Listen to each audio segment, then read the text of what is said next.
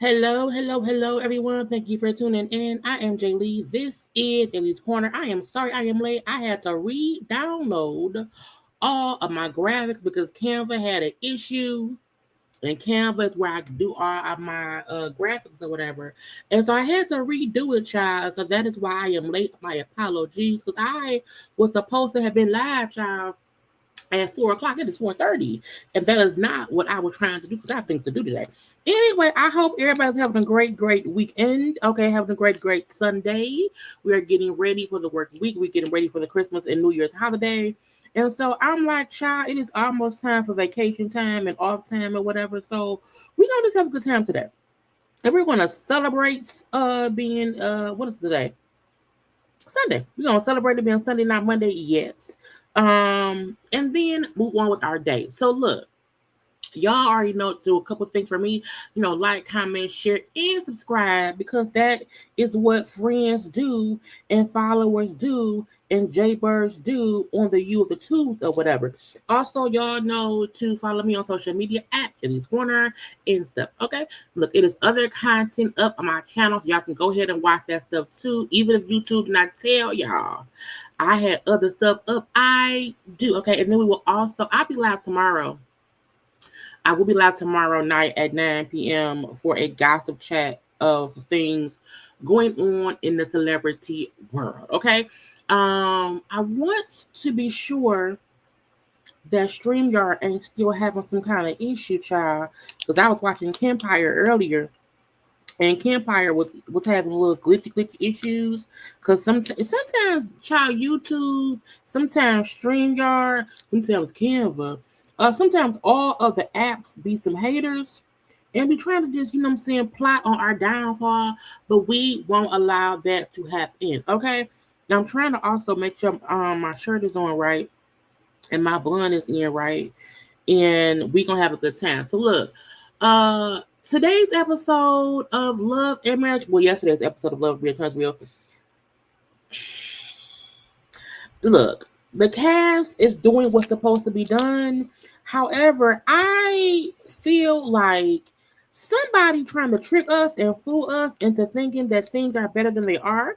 I think some people trying to trick us and fool us into thinking, oh, maybe we gonna get rid of Martel. Okay, let's have people team up, okay, against Martel because we don't like Martel and he gets on all of our nerves. Let's see if Martel contacts Melody, what happens. Even though we all know he ain't supposed to contact her, let's see how the audience feel about certain things. I don't know if Martel is trying to get himself fired. I don't know if Martel wants to go to prison in jail because he's contacting the person who has a no contact order against him. None of that makes any sense to me. And so that's why yesterday's episode, I was like, who is trying to fool hood rat, uh, hoodwink or bamboozle us into thinking that, yeah, Martell should team up with Mel. Yeah, let's have Mel. No, not ever. Okay, I'm here though, y'all. Where I'm at. Hi, how y'all doing? How y'all doing? How is everybody and stuff? Okay. Thank you to those who are watching live. Thank you to those who will watch the of the play. Y'all know YouTube be some haters and don't tell y'all until later on that I'm on live, and then y'all come in, you know what I'm saying, in about 20, 30 minutes. It's fine. Y'all, I had to put on my Christmas colors, my Christmas sweater. Okay, it's a lot of red going on or whatever. I put on some green nails because red and green is Christmassy. Okay, and yeah, that's what it is. So, let's see. Haven't watched the episode, but even if you did not watch the episode, you can watch me because I'm gonna break it all down from start to finish. And y'all, look, I don't like Ken. I don't like Ken. I've come to realize that I do not like Ken. Ken gets on my nerve. Ken is full of SHI and the T. Okay, Ken is trying to fool. Ooh, what is going on with Ken? What is happening? Ken is trying to hoodwink, fool, and bamboozle all of us. And it ain't working with me. Okay. But we will get into that in a second, child. Now let me get my graphic up here. So the episode starts off where the last one left off with last week with Mel and Tisha talking up in the restaurant. Now I was seeing stuff on social media. I was seeing stuff on the show. And to me, Mel is just look. All Mel trying to do here is prove a point. Okay, now Tisha is a liar for no real reason. Okay, let me meet up with you. Let me talk to you. Let me ask you specific questions that can let me know, hey, I'm not a liar. I was just nervous. I'm not a liar. I just did not know how to say this or that. So let me just ask you questions. It can be a really simple answer, a really simple response, a really simple, my bad. And so when people saying, oh, we know Mel being messy, Mel being a producer, Mel care about Martel. No. When first of all, this is a reality show. Okay, meaning let's discuss the reality of it all. And if the reality of it all is somebody who's not in your circle of the show has some kind of past with your ex-husband, but was dealing with him in some kind of way while y'all were married. We've seen this happen. Child on Basketball Wives with Tammy and Evelyn. We've seen this plenty of times. People saying, "Hey, why not tell me that you had some kind of dealing with somebody I was with?" So that way, I am just aware of the situation, and I'm not caught off guard. Like, well, you was talking to my husband when I was talking to my husband. Wait, what, you know what I'm saying? There's nothing wrong with that. And once you caught in your lie, come clean. And she wasn't trying to do that. Okay, how you out here lying to not only strangers but your friends? Okay, so I'm like, Mel is trying to catch a liar. Because if you're a liar and I can't trust you, I know how to move when I'm around you. I know I can trust 2% of what you say, and I gotta fact check everything else. Okay, so Mel said, well, you know what, did it seem weird? Because you could have really mentioned to me all of this stuff because you knew it was already a topic of discussion, meaning you were talking about it. Tisha, Destiny, Kimmy, everybody except me was Stormy, Okay, everybody except me was having some kind of conversation about you and Martell. And then on the cash trip, on my cash trip, is brought up at a table full of people that you and Martell had some kind of dealings. Why not want me to know that up front and not get broadcasted out and thing? So, well, yeah, I should have told you about it. Like once Martell got real weird, once Martell said something, no, after I lied and Martell said something, and Martell told the half truth. Yeah, I should have said something, but Martell said something. It made it weird. Then it made me feel weird. Mel said, no, ma'am. Your friends calling you a liar, and your face should have been weird. Okay, your friends throwing you up under the bus should have been weird. Okay, it's really your fault. Because Martell is gonna always Martell. He gonna lie, cheat, steal, and do whatever he needs to do to make himself the victim. But you knew the truth, and if nothing happened, why lie? That's the whole thing. If nothing happened, there was no reason for you to even allow Martell to get that foot up on you. Okay. But look, it's 2024 now. That was in 2020 or whatever. That's on y'all. We cool. Let's move on. Okay. In the confessional, okay, Mel said, look, what was weird with her friends, again, tossing her up under the bus. Tisha, the fact that your friends did not pull you to the side and say, girl, you lied to us. Because you should never call your friends a liar in front of mixed company. You never check your friends and call them out in front of mixed company. Because if y'all don't like Mel, don't give Mel ammunition to not like Tisha. Don't check her in front. Don't do that. So Mel's point was, they're not even your friends. They couldn't even have a little sidebar with you to say, hey, girl, you was caught in a lie. And we don't like it, but we not going to allow Mel to, call you a liar. Not gonna do that, okay? But she said, I think also maybe the group was trying to get a reaction out of me. They wanted me to have some kind of reaction. So yeah, bring up Martell possibly fucking a girl on this trip.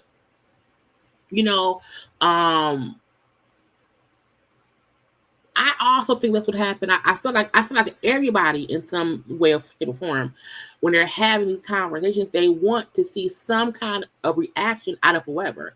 Be that Mel bringing up Mel bringing up Maurice mugshot in the lipstick. She wanted a reaction. Be that Marsau said to Tisha, hey, Mel hit me up. She want to meet up. You want a reaction? Everyone on the show does stuff out of reactionary actions. Okay, even Kimmy saying to Mel, well, I can't read. I don't know, I can't talk about. Everyone wants some kind of reaction. So Mel is saying, look, those your friends or whatever. One, they should pull you to the side, but two, they also probably want a reaction out of me because what? It makes story. It makes story. If Mel acts up, if Mel get upset, if Mel yell, cuss and fuss, see, Mel being being messy, and all that. Okay. Now Tisha in her confession, so Mel questioning me, all this time later, I feel like, she must care about what happened. How can she say she don't care about Martell? If she's over it, if she's questioning me, asking me about stuff that happened. Ma'am, if Mel didn't care, she would not be trying to figure out the timeline. Because if it was me, and if someone told me that my ex-husband, I wouldn't care. Because you and your ex-husband been broken up for years. And even before your actual separation, y'all have been at odds for years. And Mel's thing wasn't about let me figure things out so I could be hurt again. It's like, okay, how are you as a person when you're being confronted about a lie you told?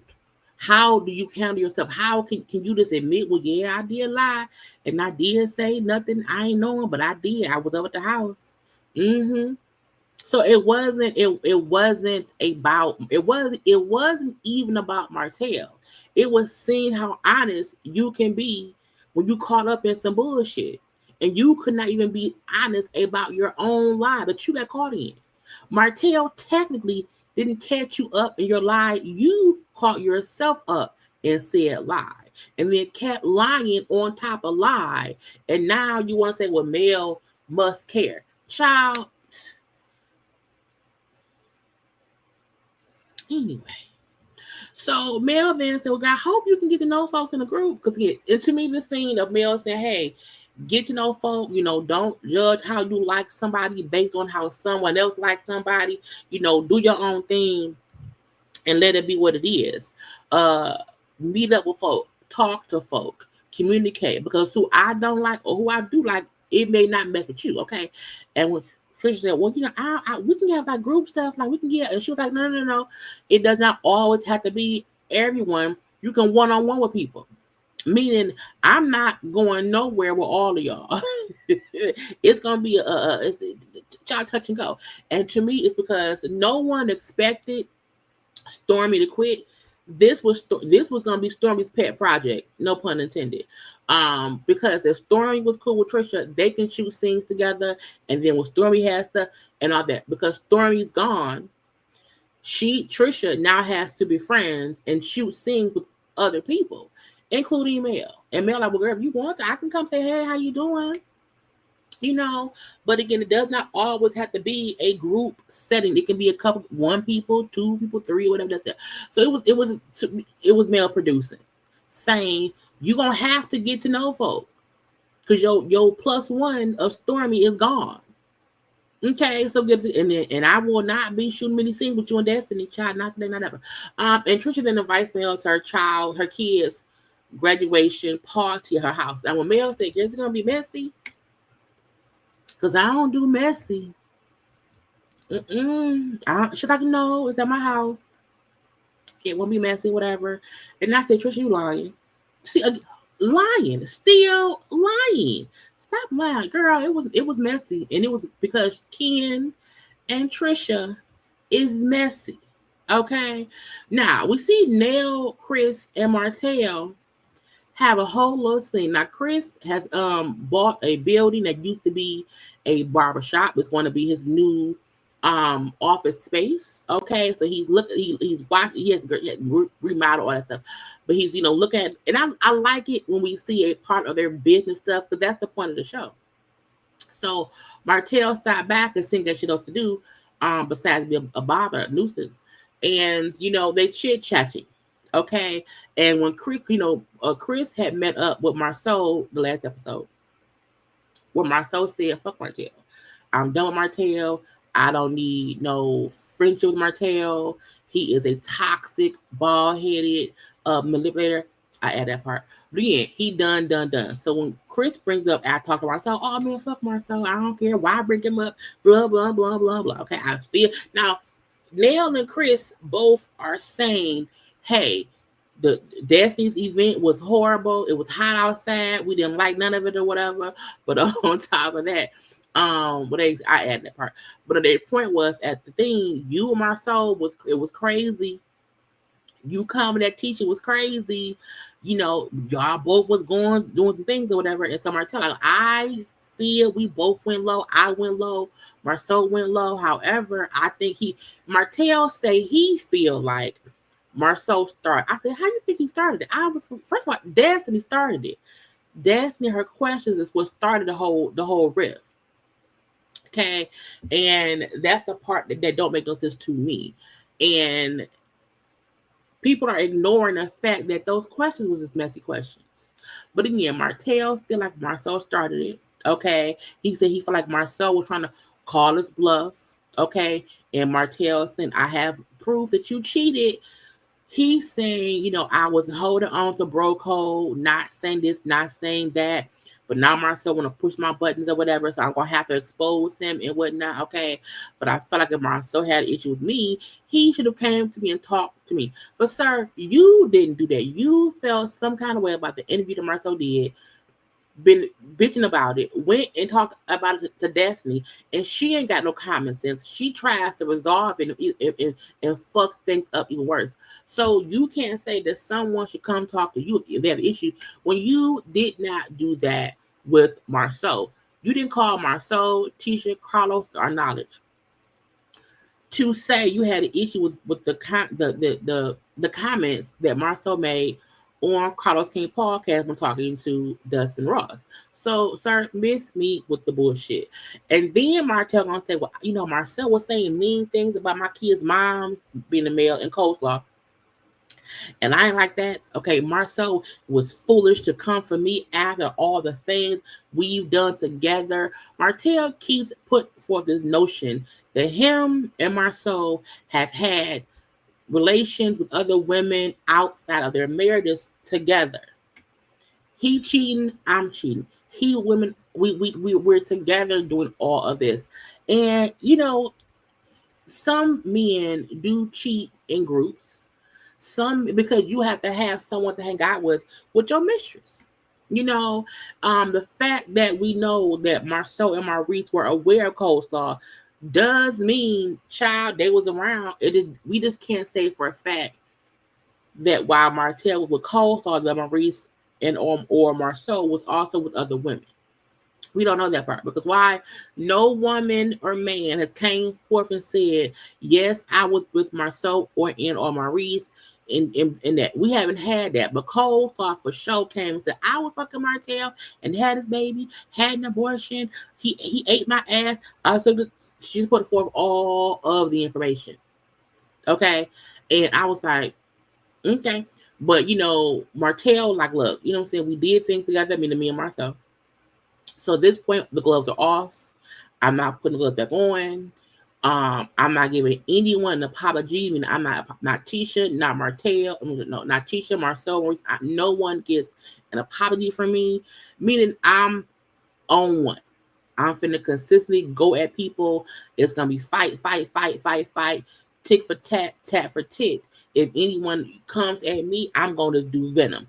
The hard part is Martel be lying. So even if he tells one truth out of 10 statements, they're all lies because you lie so much. He really could know that Marsau cheated. However, I don't believe you because you lie so much, sir. That's the problem when you fuck up your own reputation. Okay. Now, Chris, like, look, I think you could also talk to Marsau if you had an issue or whatever, but Marcel he feel how you feel now. He feel like fuck the friendship. He done or whatever. He don't need you. Bye birdie. Okay.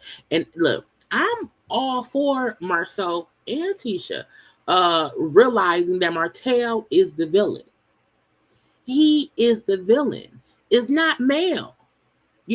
Most of the issues that everyone here has stems from Martel, and even Mel being aggravated. They chose his side knowing what he did.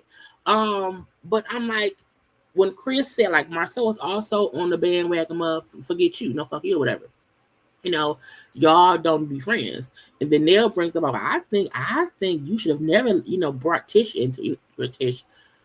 Why she got a girl Tish? Tisha. Tisha into like leave Tisha out of it or whatever. It was just tasteful to include her in your message or whatever. Why bring up anything that she did in college? Child Martel. Well, Marcel brought up Mel, and then Tisha chimed in and on Mel and saying things about Mel too. And so Tisha, I was like, you could, even if Tisha was sideline cheerleading for Marcel, you still did not have to include her in your mess of it all. Okay.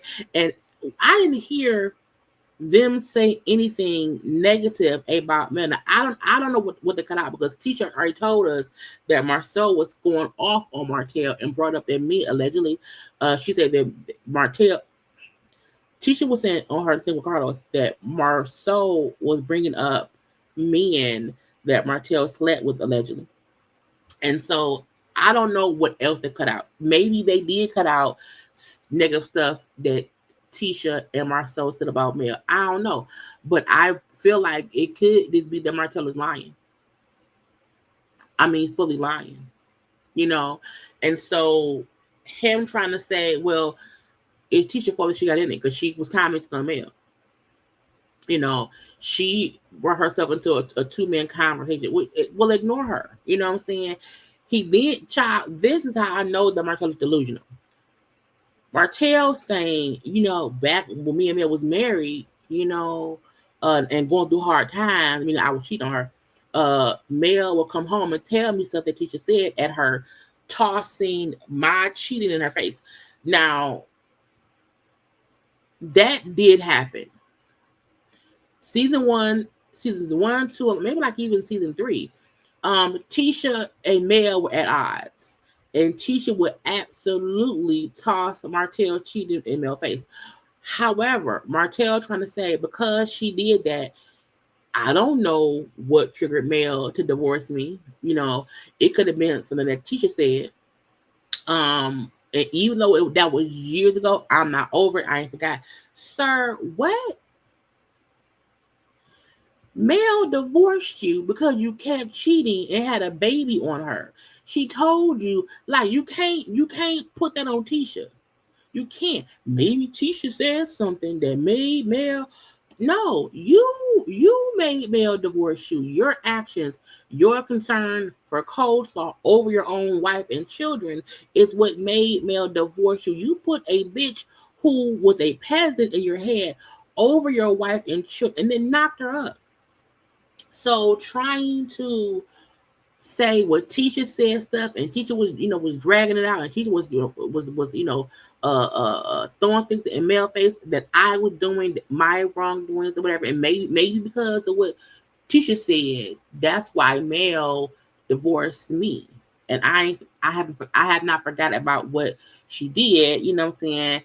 Being like, and Tisha didn't say sorry, for the things she said. I was like, what?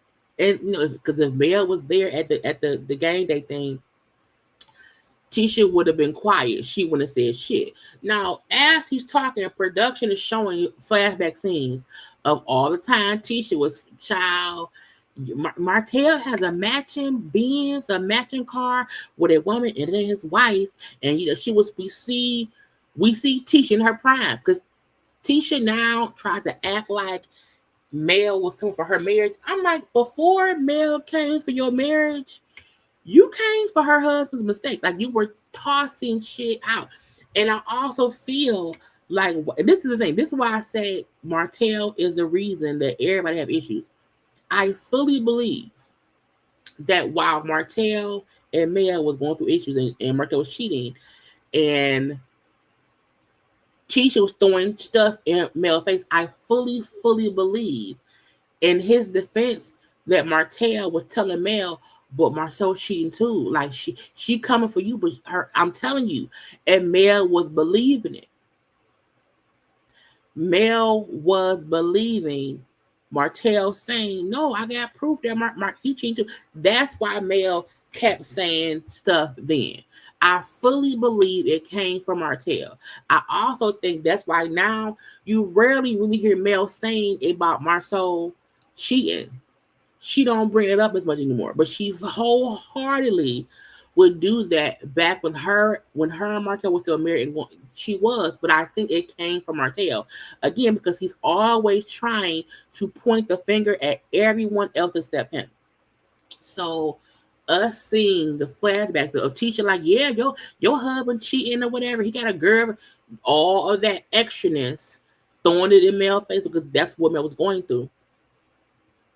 I fully feel like Mel's response is saying, well, your husband cheating too. It came from Martell, but he's a liar. You know what I'm saying?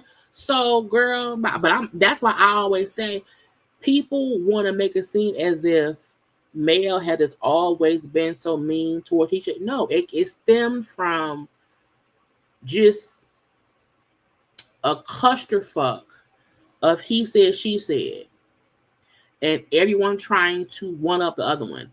The difference is Mel was really going through that shit, and I fully feel like Martell, the same way that we seen Coleslaw saying that that Maurice and Marcel was cheating because Martell was telling her. So I'm like, and now we can fully put 2 and 2 together. Okay, that it wasn't Mel lying, in my opinion. It was Mel believing her husband, because if he cheating too, he like, well, I'm hanging out with Marsau. We doing the same stuff that Martell is saying now, the same stuff that Martell was telling Mel back when they were trying to save the marriage. Back when Mel felt like, oh, he's telling me stuff in defense, so that if I'm sitting with Tisha and she come at me about me and Cold Star, Mel can say to Tisha, well, your husband cheating too. You know what I'm saying? We didn't really know that back then, because that was first 2 seasons. We had not really seen how diabolical and delusional and deliberate that Martel is as a human being. We did not see how low he can go then. So we felt like, because it looked like, no, Mel is also co-signing because she knows things. It came from Martel. So folk, like I say, with Mel, because I seen the preview for next week of Kimmy saying that, oh, Mel just wants people's marriages to be broken. And I was like, no, that ain't true. I don't think that's the thing. I do, however, feel like Mel feeds into the social media conversation, the social media conversation of the show for shits and giggles now. I do think people said, why is Mel so pink? Where he come? You know what I'm saying? So, but I don't think that Mel's goal in life is to break up other folks' homes. You know what I'm saying? But that narrative is put out there because of what Mel was doing back when her and Martel were still married, trying to fix it, but also getting divorced. And slowly we see Mel back up from the whole, yeah, your husband was cheating on you now. You know what I'm saying? She don't do that like that no more. And that's Martel. You know what I'm saying? And if my husband cheating on me, and I know he cheating on me, and if my husband and your husbands are always hanging out, and my husband telling me, well, yeah, baby, I'm sorry about cheating, but you know, Tisha can't cheat. Because if Mel said, you see, you got Tisha in my face calling me dumb, blah, blah, blah, blah, blah, blah. Martel response was Martel absolutely said back, but Tisha dumb too, because Marsau cheating on her. You know, is he? Yeah, Marsau cheating on Tisha. Yes, Mel. Look, it's not just me. Martel threw everything at Mel to make her feel like Tisha's accepting it. Kimmy's accepting it. Hell, Nell accepted it. Every other person in our group that's married, husband cheated, and the woman's still there. You the only one pissed at me. You the only one want to leave me. You know what I'm saying? And anyway, child rabbit hole. My point is, seeing the flashbacks and seeing how deliberate Tisha was in telling Mel, your husband cheating on you and got a matching Benz, and it was true stuff. And Martel saying Tisha would come back. Martel saying Mel would come and tell me stuff that Tisha tossed in her face. I said, and his response was to tell Mel about Marsau cheating. So that way, that's her dig at Tisha. And that's what it was, okay. And then Martel gonna say, I'm a call. No, I'm not call. I'm a text. I'm gonna let Mel know that Tisha and Marsau was saying some real negative things, this diabolical, this mean and evil. Because Mel needs to know. You know, Mel needs to have the information and do what she will. You wanna know why?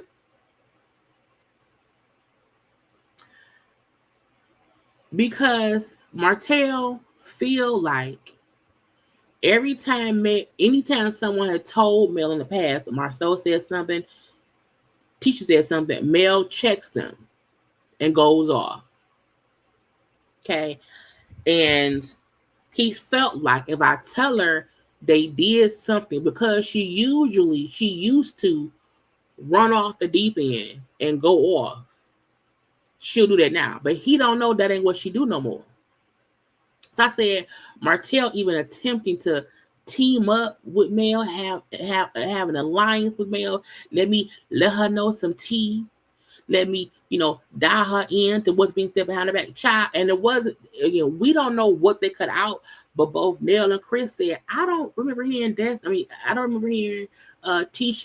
or Marsau say nothing bad about Mel. I don't remember that. Well, he was saying, now they might have called, now Marsau did call coleslaw a shareable side piece. Okay, that did happen. But we don't remember saying nothing about Mel. Martel likes to plant little seeds of discourse and watch it grow, because he then feel like I have an alliance, I have a partnership. Even if I'm not around, Mel gonna stick up for me, even if she don't know that's what she's doing. And I said again, this is how diabolical, delusional, and messy the Martel is. And that's why I said people be like acting like Mel is this villain. I'm like, no, Mel literally just back away from people who was acting as if like Martel wasn't a villain, acting as if Mel should still be friendly with Martel after all this shit. And I think because she felt like they keep picking a side, they kept trying to find the good of Martel, she just said, I gotta keep backing away, because y'all saw what he did. So let me back up. I can't be with y'all. I can't deal with y'all. Okay. I appreciate Chris and Nell also not feeding into Martel bullshit. And at this point, I feel like everyone who filmed with him except Destiny is doing it because production making them do it. I don't think at this point that anyone really wants to befriend Martel because of his actions. I think people are like, you know what, we can't, he's a loose cannon. He's a loose cannon. And if he knows stuff, if he do know stuff, I don't have time for him to let loose on my information. That could be for Chris, Maurice, or Marsau. And the bad part about it is, for let's say the past 2-3 seasons, they have been trying to help fix Martel's image, and he keeps stepping in shit because he's a shitty person. You can try to help a person what you want. If they are a shitty person, they're gonna continue to step in shit, and that's what he's doing. Okay. Next up, we had Ken. Now, I don't like Ken, and I told y'all that earlier at the beginning of the live. I do not like Ken. Ken gets on every nerve I have, and I did not realize it until today. I take that back. I realized it before. So Ken and his friend Will, okay, because now Ken has a friend, okay. Ken and Will, his friend, go to a little bar. No, look, the first thing I noticed that made me cringe, I said, what kind of bar? Why the bar got plastic cups? They ain't got no real shot glasses.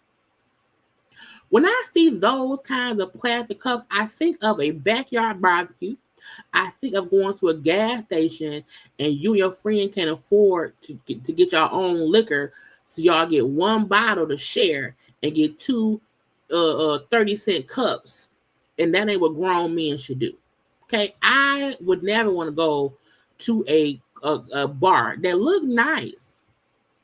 It looked nice. And you're around here with plastic cups of y'all didn't have no shot. Can I get a real shot glass? I'm filming here.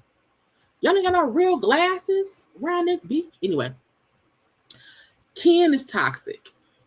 Ken is messy. Some people can't see it because Ken is in this beautiful black chocolate man muscles.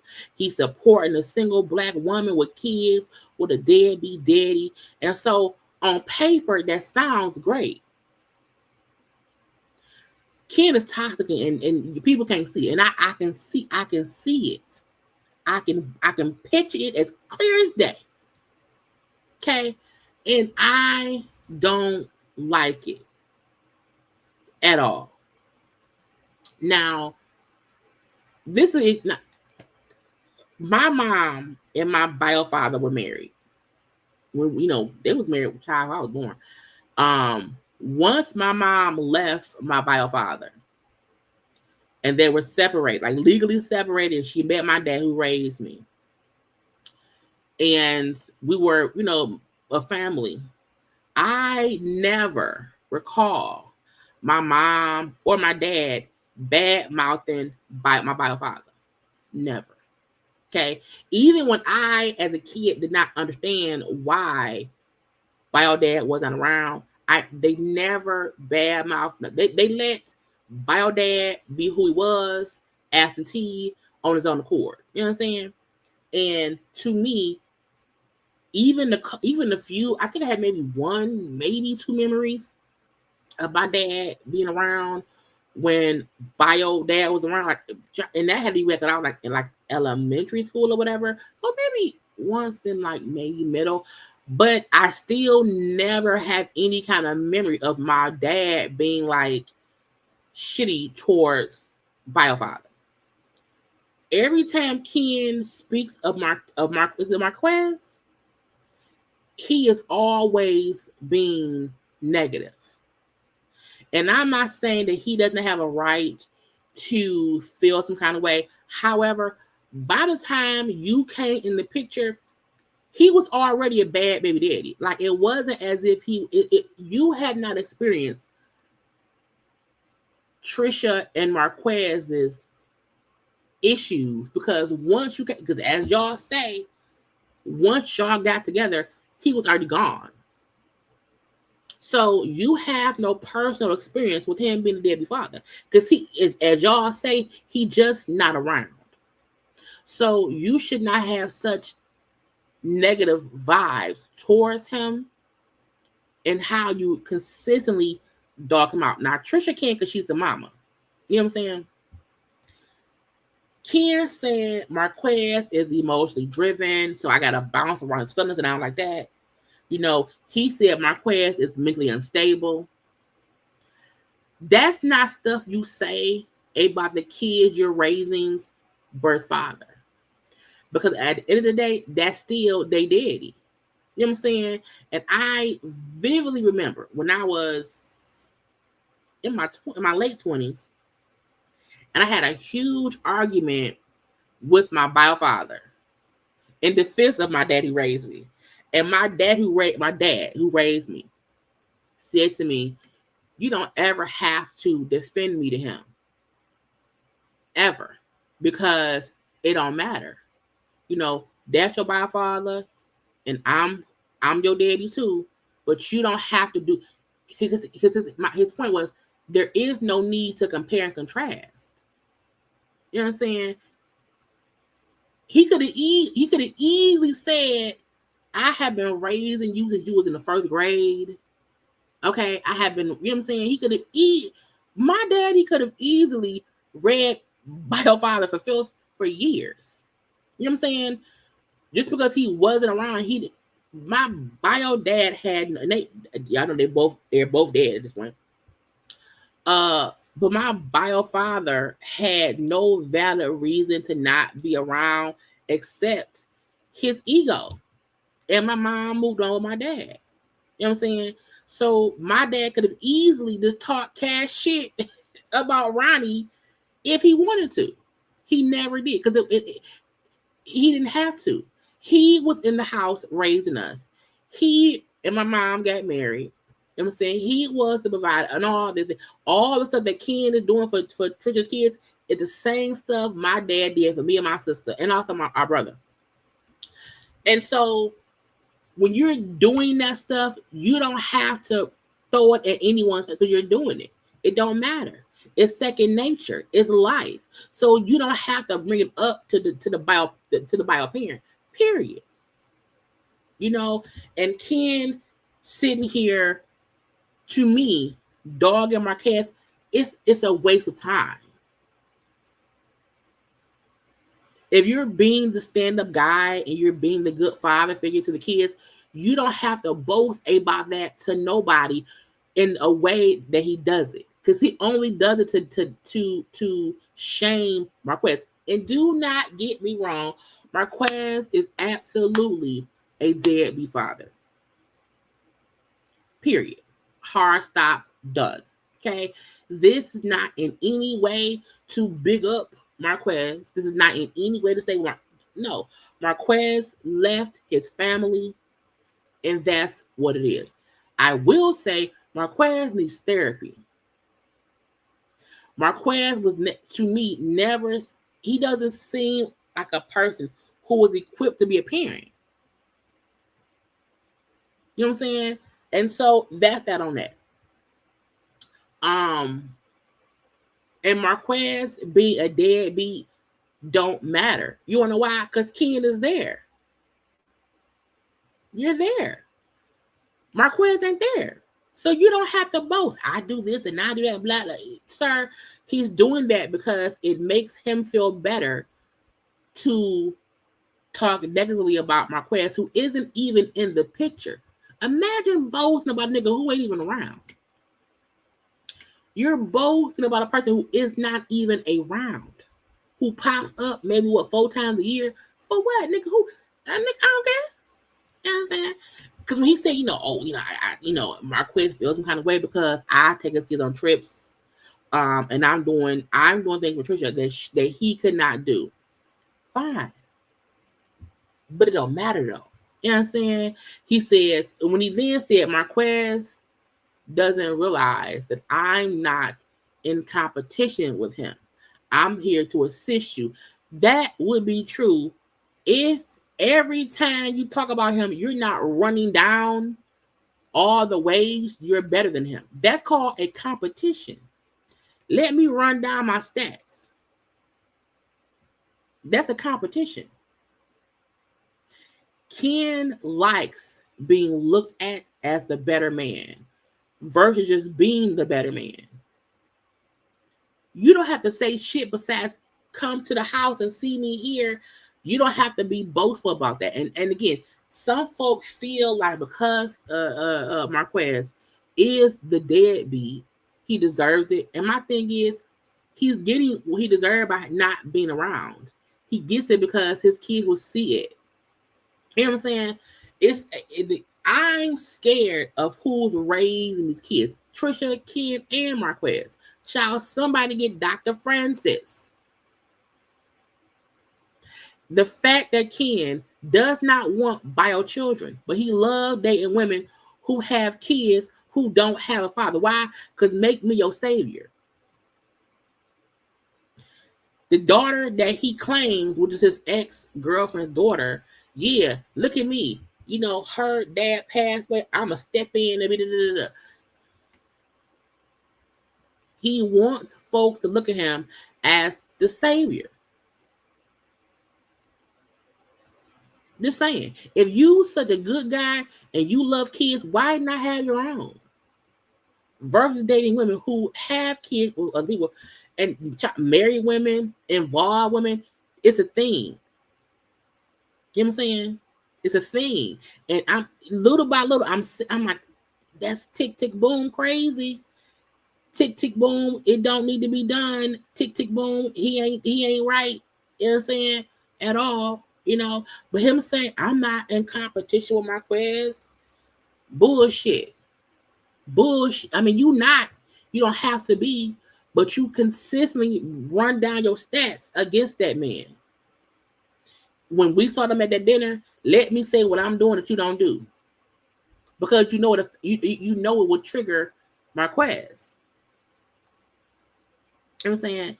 And I'm like, Marquez has to live with the fact that even if Trisha wasn't with Ken, she would not get back with him. So you don't have to boast. Marquez has to see his ex-wife, move on with life, and he's not involved. He's getting his karma by not being around, not being involved, and Trisha not caring.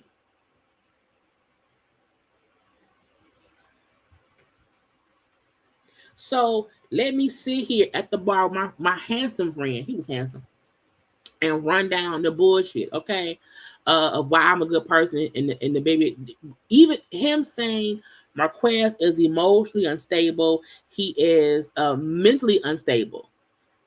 Why say that? And we can see it, but so are you and so is Trisha. Because even though we saw Trisha's trigger, her anger, her attitude at the end of the episode. So the same way that Marquez is mentally and emotionally unstable, so is their mama. And that was a household. And now we got Ken around here who wants to play Captain Save them and run down the stats, which triggers the daddy, which then triggers the mama. Toxic, messy. Okay, all up and through. Anyway, Marquez brings up how, Ken brings up how Marquez doesn't even want Tisha. Okay, he just doesn't want Ken with her. I say, no, Marquez don't like you. And this, y'all look, y'all may get mad with me. I don't care. I don't care. Marquez has the same way that Destiny don't like Sonny because Sonny met Moses while they were cool. Marquez feel like, while I was married to my wife, you and my wife were canoodling in some kind of way. And now y'all together, and I don't like it. Marquez has a valid reason to not like Ken, in my opinion. That, again, that does not mean that he none of this means that Marquez is not who he is. Okay, I don't want. Why are you defending? I'm not defending Marquez. I'm just explaining to y'all why he has an issue with Ken. Because while I was married to my wife, I saw texts between y'all that wasn't friendly. It was flirtatious. And then once me and her separated, she got with you. I don't like you because I feel like y'all played in my face.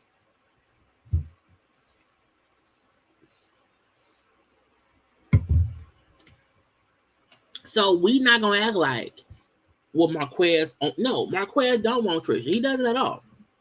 He doesn't. They both are aware their marriage should have never happened. Okay, and stuff. His issue with you is he feel like you are a snake in the grass waiting to eat his wife's box, and now you eat her box. You know what I'm saying? And so that's the dynamic. Ken wants to be a savior of the kids because they ain't got no daddy. Tisha don't know what she wants, and she lie a lot. Marquez is a irresponsible husband and father who was upset that the person he felt like his wife was cheating on him with is not with his wife. That's the dynamic. That's the messiness of it all. And y'all can't sometimes, because Marquez is an irresponsible, bad husband, bad father, people ignore he still has feelings. And he feel, I don't like you. I don't like you. And you keep throwing shit in my face, and I see it, and it triggers me. Okay. Kim brings up how, Tisha gonna sign the paper. She's gonna sign the divorce paper. She's gonna sign them this week, child. She's gonna get that divorce. And when she do, me and Trish will get married. And I said, sir, you and Trisha will probably never get married. Just saying. Okay. Probably will never, ever get married. He brings up how old is, we have an open house. Because remember, Trisha's son is graduating high school, going to college. And then the daughter is graduating like middle school, going to high school. So they're having a party at the house. He say, the daddy coming and it's going to be awkward. And I'm like, you want to why it's awkward? Because y'all don't know how to adult. Y'all have no idea how to adult, and that fucks up everything, okay? Now, it is awkward when the deadbeat is around for events. It doesn't have to be. It doesn't have to be at all. The reason it's awkward is because y'all like to ostracize Marquez even when he's around. You know what I'm saying? And I'm going to get into that when we get to the party part. But, you know what I'm saying? So it doesn't have to be awkward, but y'all make it awkward. And y'all should never do that in front of them kids. You know what I'm saying? Now, friend then say, you need to talk to Tisha. Not Tisha, Trisha. Because if you and Marquez talk and things don't go the right way, your conversation with her should be, can we just agree to no longer invite him to things? And I'm like, no,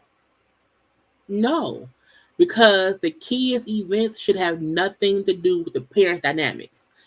Period. Y'all should stop trying to handle y'all shit at kid events. You should not stop inviting the daddy to an event like a graduation. That stuff, I do think, yes, maybe have separate birthday parties, you know what I'm saying? However, for school events and school accomplishments, y'all all should be there and y'all should be able to coexist. Invite Trisha's family, invite Ken's family, invite Marquez's family, so that way everybody have their own corner. But to me, Ken and Trisha keeps intertwining the adult situations into the kids' events, and that's what ruins the shit. To me, Marquez is just irresponsible. He doesn't seem harmful. He doesn't seem violent. He seems immature, and just he's not responsible. Trisha seems ditzy and don't know what to do. Ken is manipulative. You know what I'm saying? And that's the shit that is getting all fucked up. Okay. But let's move on, child, because I don't want to be on for over 2 hours today. Okay. Because this episode was not all that much. Trisha meeting up. Well, Trisha invites Destiny of her house. Child, when I tell y'all that Destiny has nothing on the show, like she don't need to be here. Like, and that's not me. Look, that's not me trying to, take a black woman's job. I don't want to count her checks. I don't want her to be broke and destitute. Destiny literally has nothing going on, and that aggravates me because people act like she's a great person and it's great stuff. And I'm like, she don't share shit. So she come over to the house. They sitting around, talking or whatever, and there was a knock at the door. And we then see a notary is there. It's a notary. When you have certain documents, it will be notarized. Child, she didn't invite her over a notary and to sign her divorce papers. So, and then she's like, what's going on? What's happening? I don't know what's happening. Hi, hello, hi. So Trisha and the notary go to the table, and she's like, what is they doing? What are they doing over there? Okay. And so she's like, oh, I'm signing my divorce papers. I said, child. Destiny then tried to make it seem as, it was so hard for me, child. I couldn't tell my daddy for a month. It was so hard.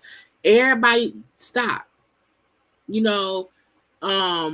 Destiny trying to make this a moment. Trying to make it an event. Trisha's like, girl, come on over here real fast. Let me sign this. Just stab it and we can be done, okay? It wasn't Trisha and Marquez have been separated for 5 years. She's been in a whole 3-year relationship.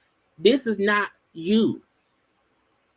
And to me, they probably felt like because Destiny has been divorced, let's have her hopefully now open up a little bit about how, whatever. It was hard for me getting divorced. And what I'm saying, it took me months to tell my daddy and my family, whatever. And Trish is acting like it's nothing, which is crazy. No, it's not your experience. It's not your experience, And I said, Destiny's just dense, a little bit ditzy. You know what I'm saying? A person who has been separated for 5 years, but before that, they were already not really on good terms. She's in a relationship with a man she lives with. That's not a sad thing. It's just I just been waiting to get a sign. Okay. Destiny was postpartum, about 6 weeks postpartum in her driveway getting served divorce papers. So it's different. So I get how Europe was all traumatic. Y'all had not been married long. You had just had a baby and you got divorced. So yours was traumatic, but that's not her thing. You can't make her feel like, oh no, you have to be emotional. Oh my God, am I a part of a moment? No, you're not. Not at all. This isn't. We don't know or care about Trisha enough to feel emotional about her signing divorce papers at all. Okay. Oh, I'm a part of this. Oh my God, no, it's not a moment. It isn't. And it was a very awkward, cringy conversation because Trisha like, girl, I'm happy. No, you're not. No, you know what I'm saying? No. Girl, I am happy. I am excited. I've been waiting for this. I might cry later. However, right now I'm excited. You know what I'm saying? Oh, well, you and Ken gonna get married now? It's like, girl, the ink ain't even dry on my papers. Eventually, yes, I will. Okay. Now, Trisha said Ken checks all my boxes. You know what I'm saying? However, so did my husband. Okay. So I want to take my time. I don't want to rush things. Plus, I have to work on me. Okay. I have some issues with myself, like my communication, my temper, all these things. That's great that she is thinking this stuff. You need to tell that to Ken. Okay. You need to, yes, she did. However, they're not valid if they're not signed by a notary. And I think she must have probably just didn't know that. And so they probably have to get her to sign them, officially. So yeah, she had to do that because when she signed at the table, that didn't count. It has to be in front of a notary. So I'm happy they redid that scene because, it has to be what it is. But Trisha saying at the beginning, my husband checked my boxes. And now look at this. Girl, that was childish love and whatnot. Okay, not now. But I like her saying she knows she's not ready. She knows she's not ready. And the issue I have is she's lying to Ken. She got Ken thinking once I'm divorced, we can just get married. Once I'm divorced, he can propose. Once I'm divorced, we could go. And she not ready at all. She don't keep fucking Ken and be with Ken, but they're not gonna get married. You know what I'm saying? And then feel how you want to feel, girl. Feel how you want to feel, whatever. But you're gonna be sad later. And I'm like, but she may not be sad later. She might not be at all. You know what I'm saying? And no, because you lost a husband, Trish. She was like, girl, I lost him a long time ago to other stuff. Okay. We have been separated for 5 years. I'm okay. I'm fine. Destiny wants people to be emotionally attached to stuff like she is. You know what I'm saying? And to me, this was a moment for her to be like, you know what? When I signed my divorce papers, I was hurt because, you can give your story without mentioning LeBerick. Say how you felt about stuff, and that's that. But I'm like, you not having the deductive, what's it called? Deductive listening to Trisha saying, I'm okay because this isn't a fresh separation. This isn't a hard thing to do. Our marriage ended a long time ago. This is just a paperwork.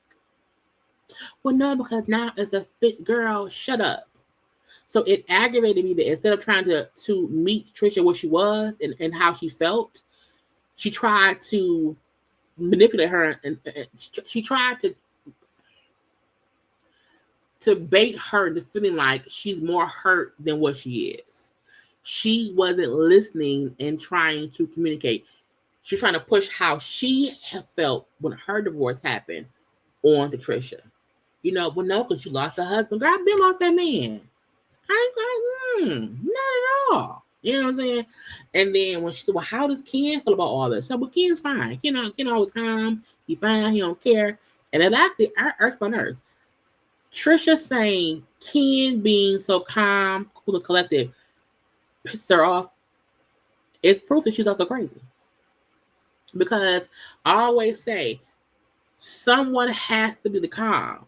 You can't have two live wires because it would be chaos. Okay, the Joker and Harley Quinn, child, chaos. Because it's two live wires. Someone needs to be the calm in the situation. And Tisha is a person where she's seeing like when she's upset, she gets, angry. And if he's the calm person, that can't make you upset. He's supposed to calm you down. If y'all both pissed off, havoc, chaos, foolishness. Okay. I like the fact that I'm calm when need to be and active when need to be. And so is people in my life. You know what I'm saying? I can't be with somebody who was also like me. Because if we both pissed and no one's calming the other one down, it's gonna be horrible. Okay. So child, that to me to show a little bit of bullshit on her part.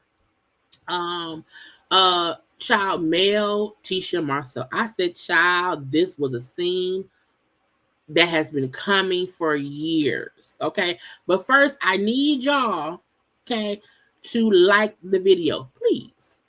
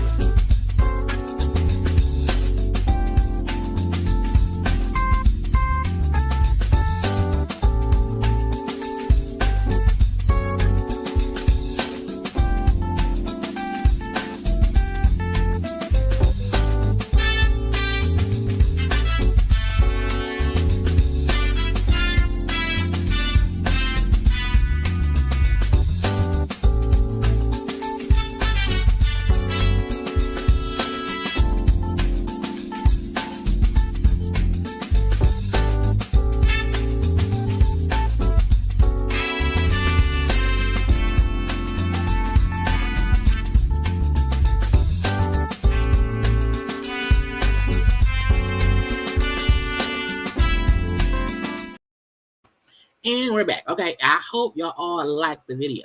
Okay. Mel, Tisha, and Marsau, the meetup. Okay. I love the fact that this actually finally happened. I feel like in the past we've seen, meetups and conversations or whatever with them that did not end the best. Did not end the best or whatever. But they're discussing Martel. Okay, so again, Tisha, Marsau, Mel discussing body locks. And we first see Tisha Marsau. What I say, Martel? We first see Tisha Marsau talking to Marcel. Girl, Marsau say, "Hey, Mel hit me up. She gonna stop by." People felt like Tisha felt uneasy. People say how Tisha don't feel. I think some people feel like Tisha is uncomfortable with how comfortable Marsau is about Mel. I think some folks feel like Tisha wants Marsau to like check with her before talking to Mel, accepting a I'm coming over invite for Mel. I could understand you wanting your person to not be too friendly with someone of the opposite sex. However, I feel like Mel don't want Marsau. I feel like Tisha should have enough discernment in her system to know Mel isn't a threat to her. If anything, Mel and Marsau are on evil playing fields as far as like business boss or whatever. And Mel isn't someone that she needs to be uneasy about contacting her husband. I wish she had enough confidence in herself and in their marriage for Mel to not be a point of uneasiness. I feel like Mel could really help Tisha and Marsau in different ways. I feel like Mel could help Tisha again, like we saw before, her realize, girl, you are a great wife, mom, blah, blah, bloop. Okay. You great in your own right. I think the way Mel get at Marsau and checks on his bullshit could help Tisha too. Because when Marsau was on bullshit, Mel won't let it slide. And not even cause issues between them as a couple, but to help them both see the greatness in them as a couple. You know what I'm saying? I wish that happens as time progresses. I wish that Tisha will let go of Mel as my ops, and I have to be wary of her. You might in y'all's banter, but not in your marriage.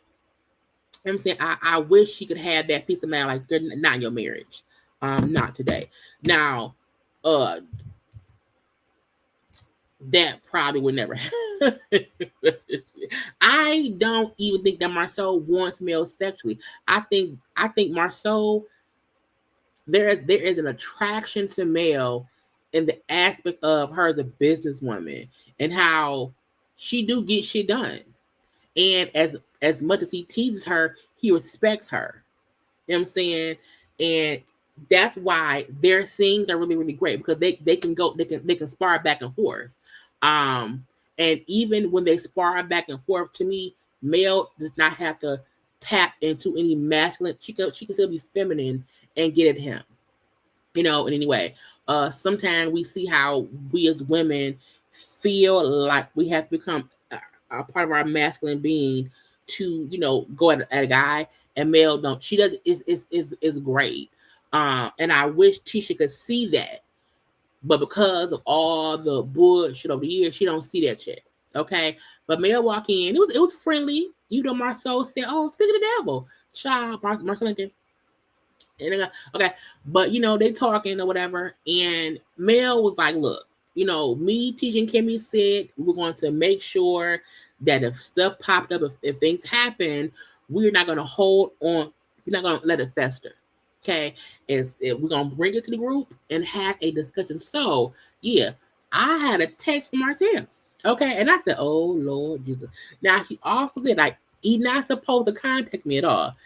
But he texted me nonetheless, okay? And we see the Martel text and mail saying how at Dancing Day at the Park, okay, that Marsau and Tisha were saying degrading things about her. Now she said, I didn't text back. I didn't ask any questions because he's not supposed to contact me, okay? So I don't know what was said. However, someone told me don't run with it. I'm here to question y'all. Okay, I want to know what happened. Was y'all talking about me? Was y'all saying things about me? Like what happened? And I like that they both like, no, we were not. No one. Now, even though Mel name came up, it really came up from Martel when he said to Destiny, "You didn't invite the person who are this? You didn't invite Mel." Okay, and Tisha then said, well, Marsau, you did say, you're right. Okay, I did say in response to Martel that he's the kind of person that would, ask me if me and you, stuff together. He would ask me if you gave me it. Like, that's what I said. I brought up what he did in regard to you, and to me, that wasn't degrading. Because they brought that up at a reunion, I want to say around seasons 4 or maybe 5. I'm not saying. So we brought that up, but that was it. That was it. It wasn't anything degrading. Again, we don't know what got cut out, but again, we seen Nell and Chris say they don't recall anyone saying anything degrading about Mel, and now both Tisha and Marsau also saying they never said stuff about Mel. You know,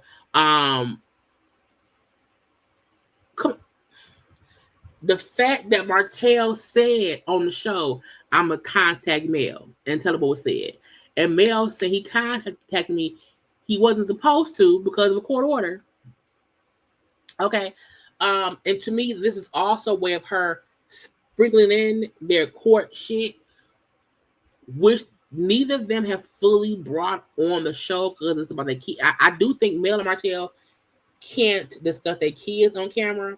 So that's why both of their court shit don't really get discussed like that or whatever. Plus, Mel and Martell don't have no seats together.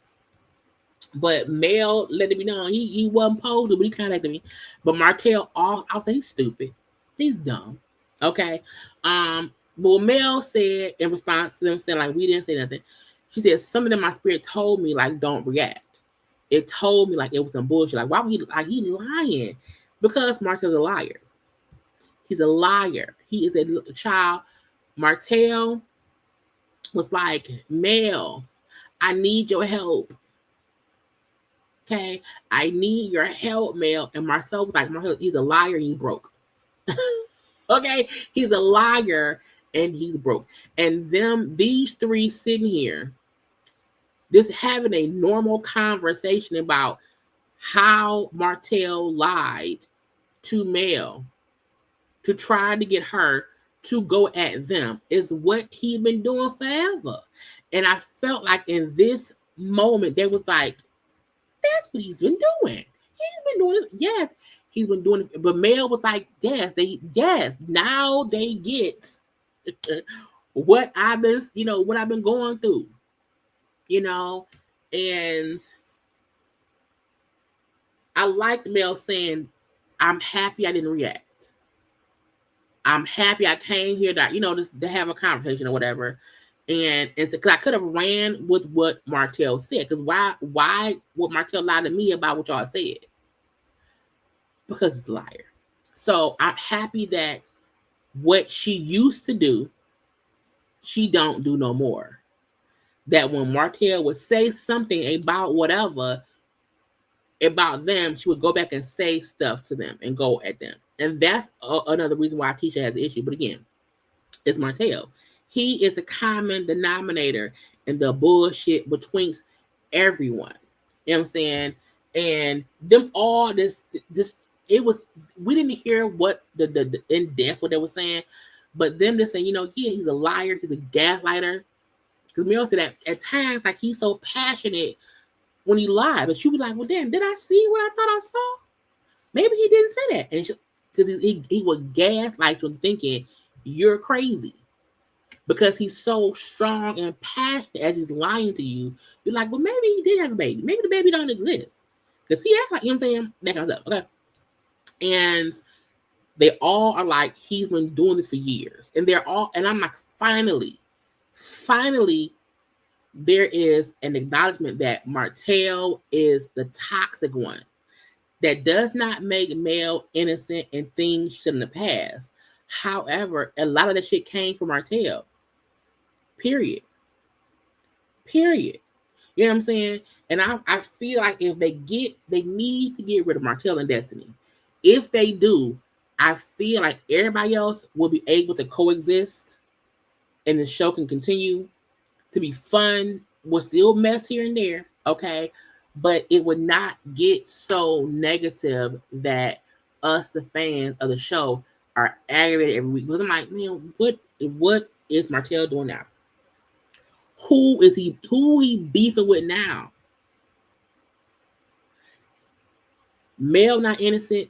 Marsau and Tisha, no one on the show is innocent. Kimmy, Maurice, everybody has played a part in how messy the show has gotten.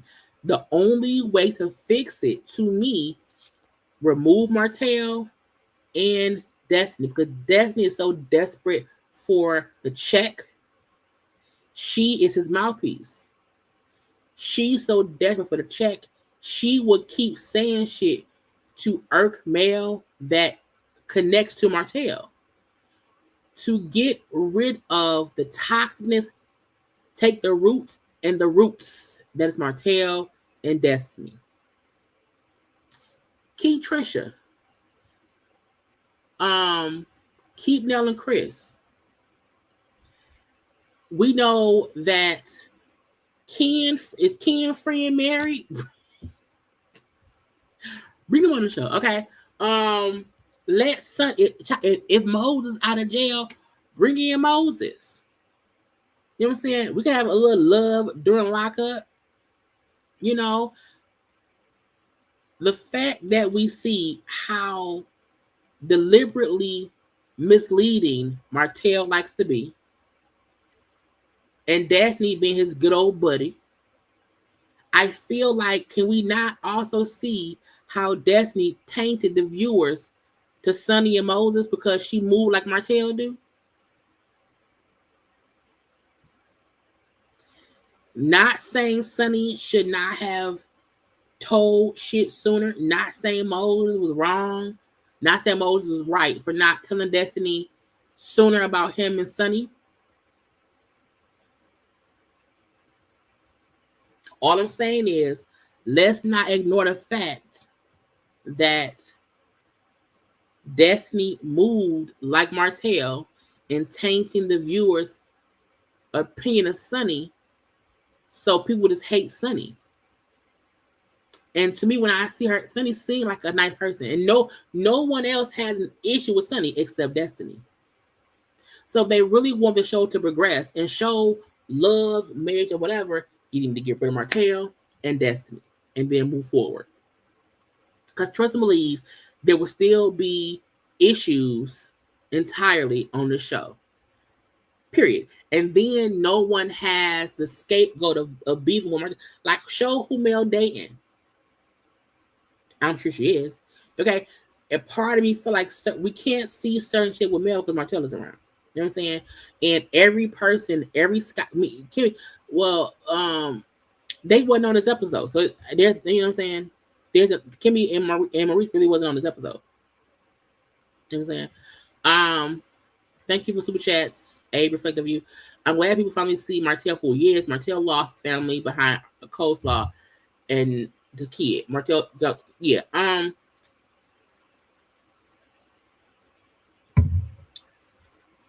I feel like everyone always saw Martell for who he was. I think the issue was some folk don't like Mel because she refused to be a part of it. And she chose to just back away to not even have to deal with Martell. And so I think some folk just chose to make Mel a villain because they're stupid. No tea, no shade. And now folks are starting to just understand that Martell is the true king of messiness. And that if they leave him around here, he'll keep causing conflict wherever he can. And sometimes a way to fight a battle is to not fight at all.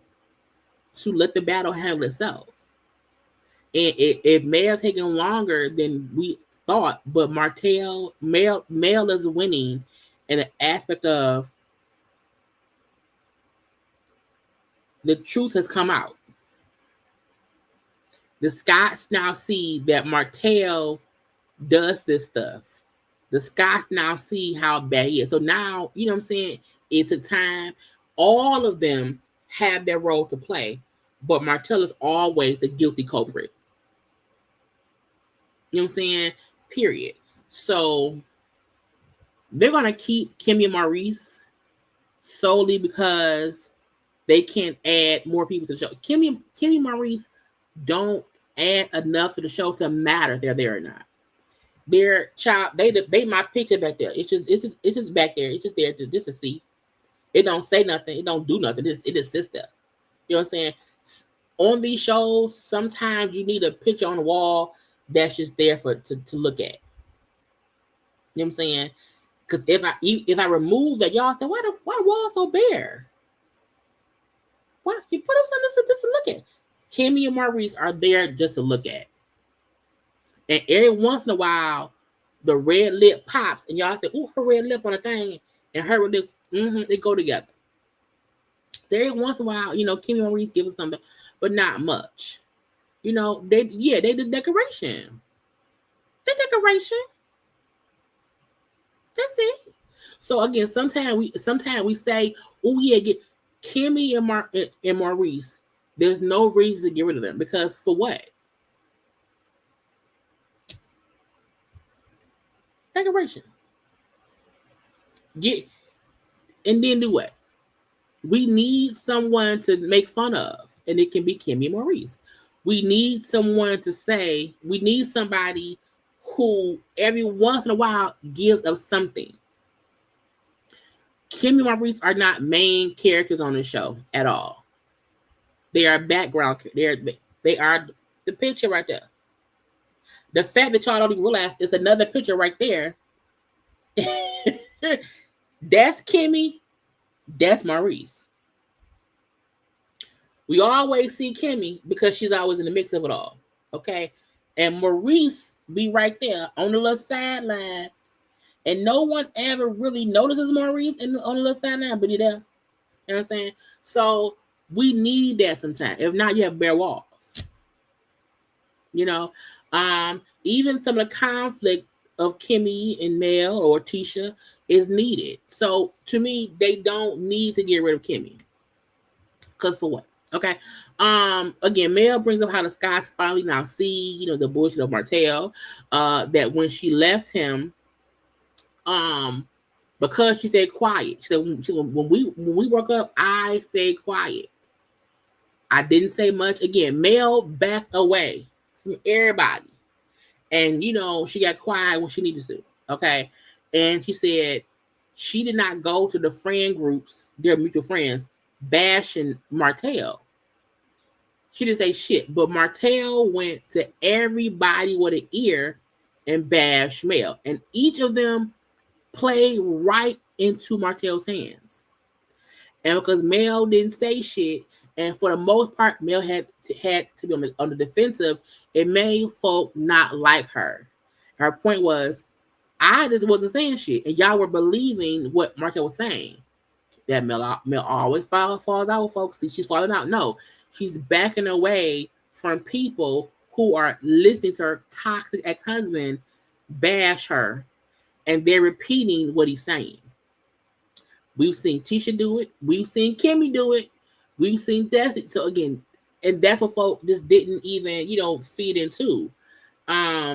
She's like, but I didn't say much to them. So they never had my point of view. They ran with the person who was talking. And they did.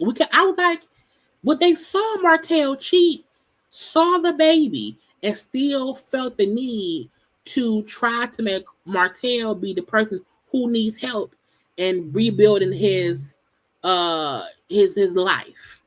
I'm for what? And Marsau said in his confessional that he felt like Martell sent Mel the text to form an alliance because he's a liar and he can't fight on his own. He needed somebody with a bit more fight in them to help him fight his battles.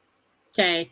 And because he thinks folks will keep falling for his games. Because in the past, everyone has failed for Martell's games.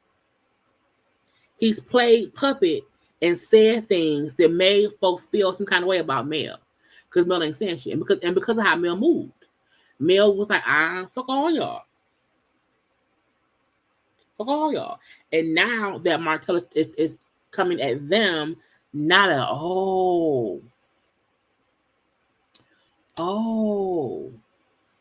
he's the villain. It's like, yes,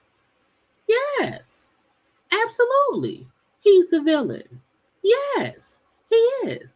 And that does not make Mel this innocent bystander in all of this, but it does make her the victim to Martell's bullshit to what Martell then went and said everybody else's bullshit, which then made Mel become defensive to everybody. Defensive when needed to be, petty when needed to be, messy when needed to be, because I'm fighting against him. And he's using all of y'all against me because he can't get to me. I can't get to you, but Destiny can. Tisha can. Marsau can. Maurice can. Kimmy can.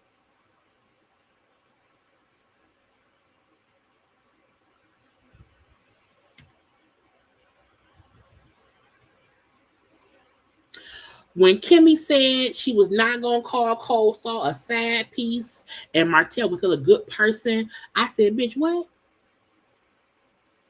He had a baby on her. You know what I'm saying? Each of them in their own way took Martel's side, and that made Mel move different every time. I always felt like it was Martel. It was Martel. And now they get that. Marsau the most. Period. Okay. And even them all saying that Martel needs to do and be better. If Martel was to do, remember when Mel said, let's try to coexist, let's have family trips, whatever, that trip to, was it to Destin and everything? We saw Mel try to co-parent with Martel, and he kept biting her in the ass every time. And so Mel, like, okay, now I can't do that with you either. I can't. So I can't deal with you. Oh, y'all want to help him come at me? I can't with y'all either. I can't. And if Martel would have just took accountability for himself, became a better person, but no, he kept doing the messy shit that made it made Mel step back. And now we see they, at least Tisha and Marsau, are stepping back. You know, he kept doing shit to make things, he just kept making things worse. Okay. Now, when Marsau brings up how we've all been trying to help Martel, this was like proof of Martel getting the treatment of getting help. Well, Marsau said we all have been trying to help him, to rebuild him, to help him get back on his feet. They all, Kimmy, Maurice, Marsau, all of them were doing that. All of them. He said, but now, you know, I need him to keep my name on his mouth. And I gave him some. I said, well, didn't you give him some work? It was, you gave him some work, right? Yes, gave him some work. Okay, loaned him some money. I said, not loaned him money. Again, everyone we saw Maurice meeting with Martel a couple of years ago to help fix his credit. Chris trying to help him find somewhere to live. Everybody kept trying to help Martel and fix Martel, and no one wondered why Mel was like, okay, but y'all want me to be cool with y'all, but y'all up here helping my husband who ruined my life, or what I thought, because since she left him and has completely distanced herself from him, Mel has prospered. She has. You know what I'm saying?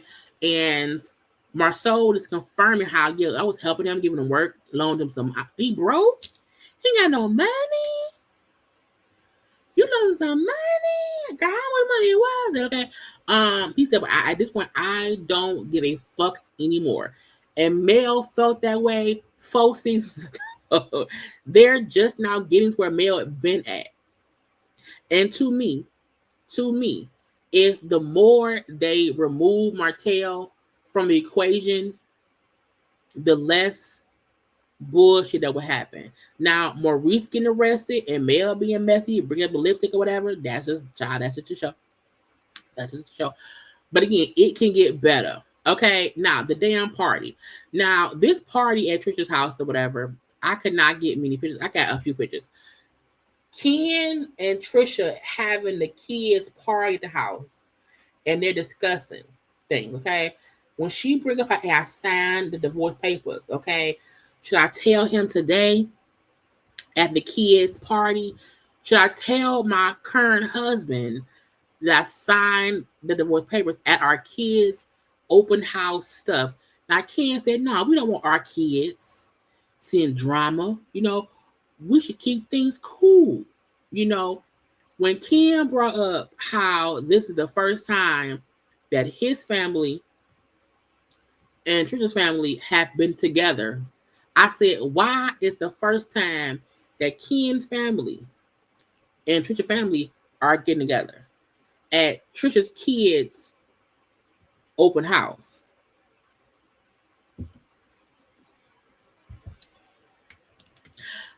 Y'all ain't had no adult events in the past 3 years.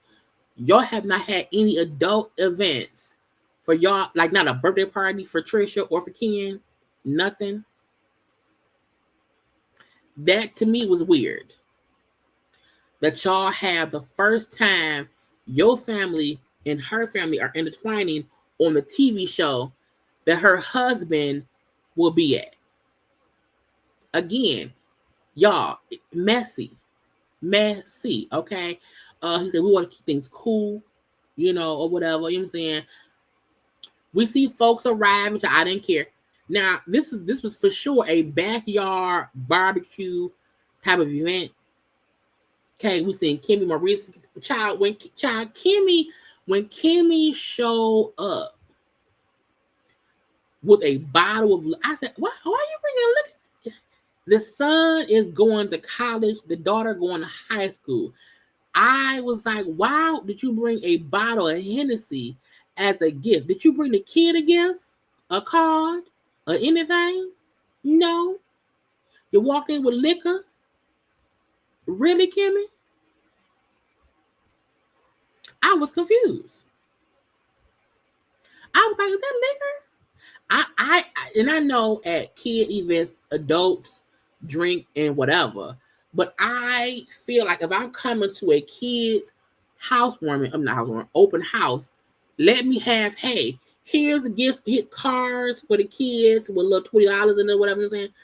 I said, not a bottle of Hennessy, girl. Anyway, so whatever. Again, we seen Kimmy and Maurice came there, Nell and Chris. Destiny walking in with Lance. Destiny so wants her and Lance to be a thing. It's not a thing at all. Okay, Destiny wants us. We don't care at all. Okay, they walked in looking. Now they look like you. They look cute. It's fine. But girl, we don't care at all. Okay, because to me, child, the fact that we ain't heard Lance say 2 words, not one, not two, 0. Okay, he just walking around holding. They weren't even holding hands. Child, just walk side by side. Now, when Marquez arrived, it got a little bit awkward. I will admit it was a bit awkward. Okay, but this is why I feel that way. Ken and Trisha, for what we saw, basically ignored him when he walked in. He walking in, he was looking around, and I said, the fact that the family that is Ken's family, he don't know them people. He at his kids' event, like it's cast again, y'all. Look, it was maybe 5 tables. It was maybe 20 people there. It was a cast and like 8 other people. So it was not a huge event. It was at the house. It was nice or whatever. But again, when you have an event at your house and the daddy walk in and the daddy don't know Ken family. Ken family don't know Trisha. Nobody know each other. The fact that Trisha and Ken, nobody said, hey, let's at least introduce Marquez so the people know who he is. Hey y'all, this the kid's daddy. That's it. Trisha and Ken made it awkward by not acknowledging, it's your house. It's your house. He didn't come in, because Ken said he came in acting like it's his house. No, he came in and said, hey, y'all, how y'all doing? I'm the daddy. How did he come in act like Did y'all talk to him? Did y'all say, hey, when you have an event, you say, hey, yeah, the food is over there, the drinks is over there. If you have those bathrooms, you know what I'm saying? You would tell folk where to go at an event. Hot dog that way, ribs that way, salad that way, water and juice that way, liquor that way. You kind of, no one did that. Y'all invited him, and when he got there, y'all just didn't talk to him. So to get upset as if Marquez came in trying to be Big Daddy, he can't. He is the father. What you want me to do? He is the father. Y'all, what should he have done? He have came in, sat in the corner, not said shit. That would have been awkward. No, hey, how y'all doing? I'm the father. I'm the father. Hey, yes, my son's, he graduated or whatever. You know what I'm saying? All of that. You know? So again, Ken and Tisha are toxic and messy. Because you invited that man and then let him just, child. He like, do I know you? Because he don't know Ken's family at all. It's hey everybody, yeah. So this is the kid's dad, Marquez. Yeah, he's here. Okay, this is the cat. Do that. But Tisha and Ken like to make Marquez feel like he is an outsider because he is.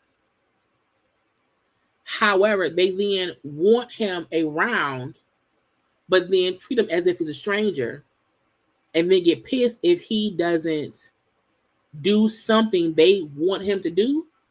I'm like, what the fuck? What are we doing? It's weird to me. You know what I'm saying? And we then now even with the guys, because we see Marquez walked up and was talking to Maurice, Chris, and that's Land. That's Chris's son, who ain't fucking Destiny. We see him walk up to talk to them three. Okay, now this is the thing. I fully feel like production said, hey, we need conversation. Go talk to the cast. Okay, you're on the show now. You here, go talk to the people. Okay, and Marquez was asking, Maurice, Chris, and Lance, hey, I have an issue with, because what else is there to talk about? Okay, I have an issue with Ken. You know what I'm saying?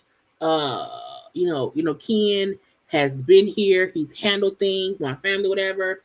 But seeing this is a trigger for me. Like seeing it triggers me. And so it's hard for me to see how much he's been there for my family. So like I need some supportive advice, like how to handle it. It pissed me off that in the confessional, Chris said, I don't even know him. I just met him. This is weird. I feel like, Chris, you're not dumb. You know what's going on. You are fully aware. And why, Chris, okay, then why are you at Trisha's kids' event? Because it's a cast event. You know why you're there. So don't make it seem as if Marquez saying, hey, the other guys on the show who's here, let me ask y'all, how should I handle this? Chris, you have an ex-wife and kids. How did Nell and your kid's mama, how did that happen? Okay, Maurice, you and Kiowa, he's asking people who have dealt with things, he's asking for advice. Chris, you pissed me off because you knew what it was. Period. I feel like you cannot shame people for asking for help when they need help. If more people stop laughing at, making fun of Marquez, he may not be so in the head now. But he's asking for help, and y'all like, oh, I don't know what to do. Why he asking me? I don't know. Nigga, ain't you a mentor? You the oldest around there. Who else? He can't ask Ken. He can't ask his son. He's not gonna ask Ken's family. He asked the other cast members. Why? Because it's a TV show, bitch. And also the fact that he was vulnerable enough to ask them, and tail tucked behind this, you know what I'm saying? Hey, this is hard for me to seeing me not being here. Okay, me not being around and Ken, this triggers me. What can I do? Okay, so Ken then said, not Ken. Chris asked him, "But have you and Ken had a conversation? Like, have y'all talked at all? You know, because again, they may not know what was going on. You know, and Marquez said, yeah, we talked. We had, back in 2017, I saw text messages between, Ken and my wife. He wanna eat it like a lollipop. Okay, wanna suck up. You know what I'm saying? I've seen all of that. Okay, he told me to check my wife about how I felt. You know what I'm saying? And then when we separated, she then got with him. So that, it made me feel some kind of way. Okay. He said my struggle is Ken is there for my family. Way more than I have been in the past 2 years. That triggers me, and I'm trying to figure out how to Ken. Marquez is doing what more men should do by saying, I ain't shit. I ain't shit. Ken around here. But it's hard for me to have to swallow this shit up. How can I swallow it? Because I need to. How can I tell me how to help me help y'all on this show? Okay. And him just admitting it's a struggle for me to have to deal with the consequences of my actions. What I like was he wasn't blaming Ken. He said, I have to deal with seeing Ken be there for the folk. Okay. And Maurice was like, look, it seemed like it's some uneasiness, okay, because stuff happened back in the day. But just be here today and just celebrate the kids. You know what I'm saying? I know it's hard for you seeing all of this stuff, but keep it about the kids, okay? It's hard seeing Ken being involved in the success of your son. Don't let this event turn reckless because it's about the kids. And I'm like, that was Maurice, you ball bastard. That was great advice. Like, hey, don't make today about you or about Ken. Let it be about y'all kids. Because it's a kid event. It's a kid event, bitch. Child said, what the fuck about y'all? Okay. So we then see Child Mel arrive. Child Mel get there. And I said, Mel clocked in too. Mel clocked in too.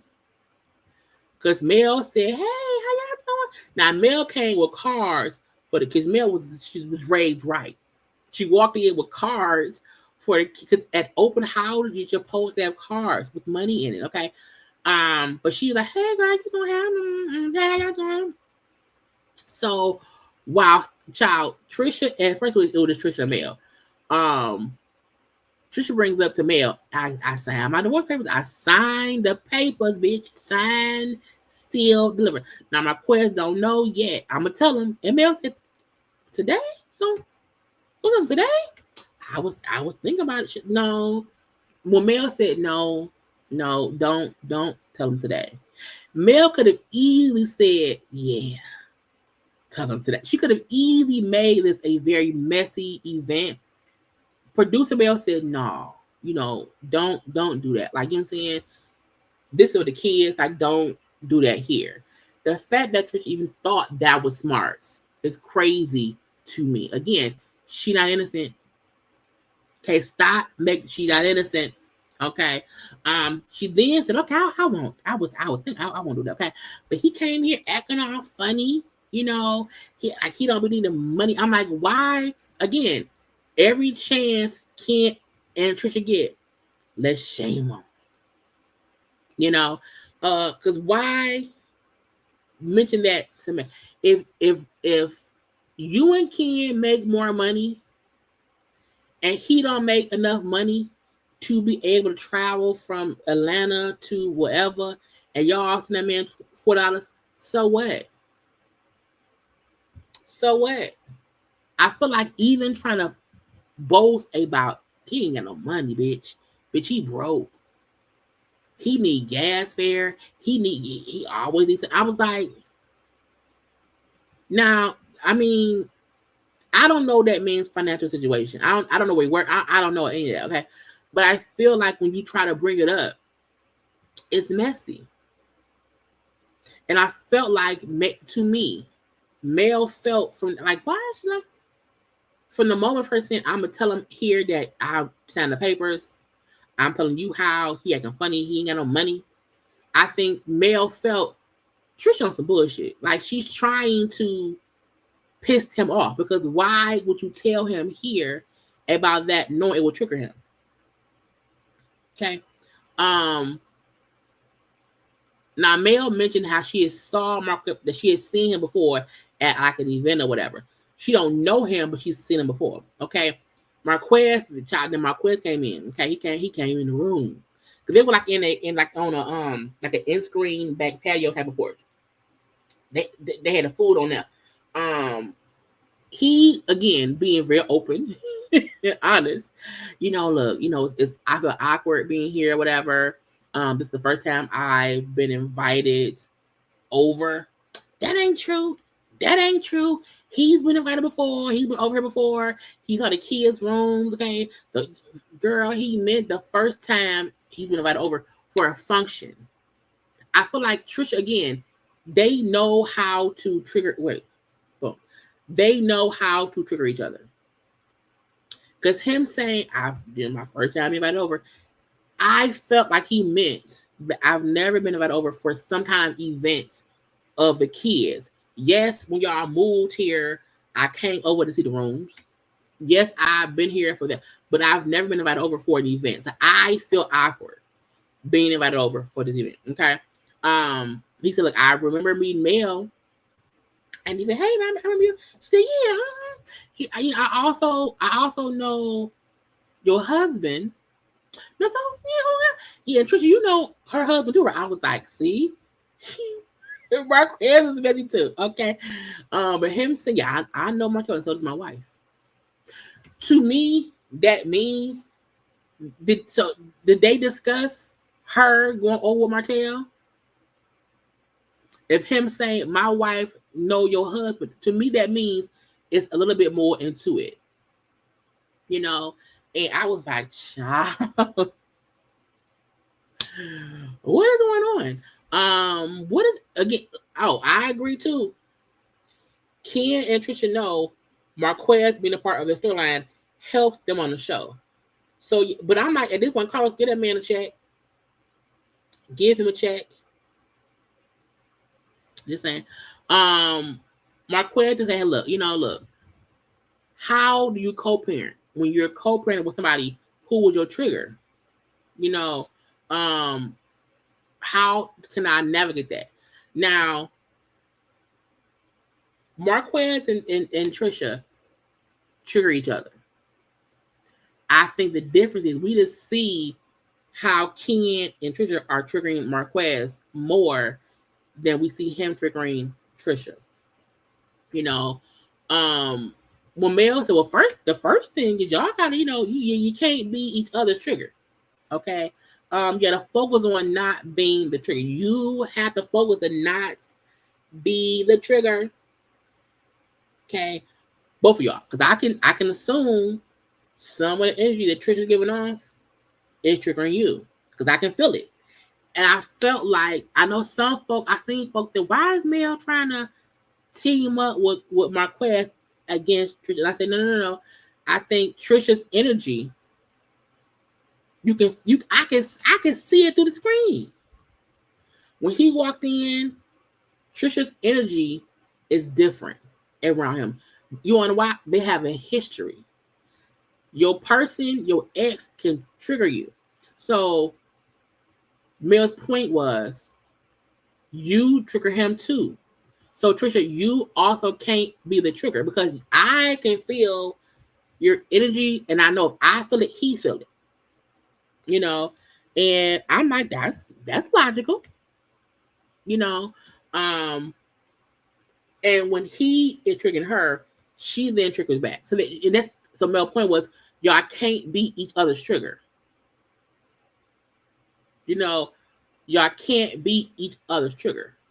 Because if he triggered and she triggered, y'all just child. fight. Okay. And also, what I do like, Marquez was bringing conversation. I feel like Marquez, like if I'm here, let's discuss how I feel. If I'm here, let's discuss what it is. Let's have some kind of dialogue about what's going on. Whereas Tisha and Ken want to just dog him out. He like, no, let's discuss how I feel because I feel sad. I feel and so Tisha, no. I speak in silence. He speak out loud. Mel said, no. You being real loud right now. You are speaking out loud right now, and you don't even realize it. And sometimes in life you don't, because you're so used to the banter between y'all. So Tisha don't even get how they are to each other. And or my question, are you getting triggered now? I was like, bitch. y'all both are crazy. Okay. They are going back and forth a little bit, and Trish like, I just have built that resentment. Mel says, is it sexual? Because I think about sexual resentment. Okay, he was like, well, Marquez said somebody was having sex, but it wasn't me. I said, bitch, not she cheating on you, girl. Again, back and forth. And Mel said the way they go back and forth, you can tell they know each other's triggers. It's not just Marquez. It's not just Tisha. It's both of them. Okay, it's both of them. And at least when Marquez is on screen, he's giving us stuff to discuss and to break down our thought patterns of it all. Trish and Ken child be stepping over landmines trying to avoid the fact that they started fucking around while she was married to Ken. I mean to Marquez. That's the get you gotcha. They're trying to avoid that conversation, and we need to have it. Okay. So we then see, Ken gathers the kids, child. He gathers the children around. Now, I don't know if the other little girl is his fake daughter. Is his ex-girlfriend's daughter. I don't know if that's who she is or whatever. And also, I have a question. How was Trisha's relationship with the ex-girlfriend who kid he claimed? We so focused on how Ken and Marquez. How is Trisha's relationship with Ken's ex-girlfriend, who was the mother of the kid that ain't his? How are they? Like, is she on the scene? Was she there too? Because I just wonder, why have we not had that conversation? What happened? But Ken hey y'all, hey, I just want to give a little speech, okay? So I just want to give a shout out, to all of y'all who take care of your kids. I'm a new father, so thank y'all for coming to celebrate our kids. Me and Trisha want to thank y'all. And I said, merci. And the whole time he's sitting there talking, Trisha is smirking and laughing because she know that's triggering Marquez. Now Marquez looking like, now what the fuck? You talking about me? But I'm the daddy.